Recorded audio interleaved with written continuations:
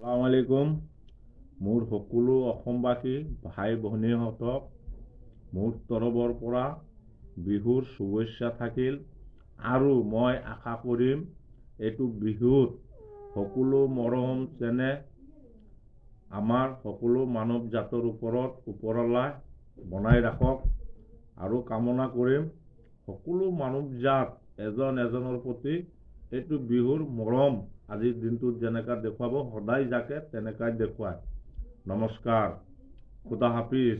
মোৰ পৰা আৰু সকলো মানৱ জাতৰ পৰা বিহুৰ শুভেচ্ছা সকলোকে থাকিল। ধন্যবাদ। আসসালামু আলাইকুম। মোৰ সকলো অসমবাসী ভাই ভনীহঁতক মোৰ তৰফৰ পৰা বিহুৰ শুভেচ্ছা থাকিল আৰু মই আশা কৰিম এইটো বিহুত সকলো মৰম চেনেহ আমাৰ সকলো মানৱ জাতৰ ওপৰত ওপৰৱালাই বনাই ৰাখক আৰু কামনা কৰিম সকলো মানৱ জাত এজন এজনৰ প্ৰতি এইটো বিহুৰ মৰম আজিৰ দিনটোত যেনেকা দেখুৱাব সদায় যাকে তেনেকাই দেখুৱায়।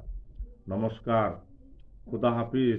মোৰ পৰা আৰু সকলো মানৱ জাতৰ পৰা বিহুৰ শুভেচ্ছা সকলোকে থাকিল। ধন্যবাদ।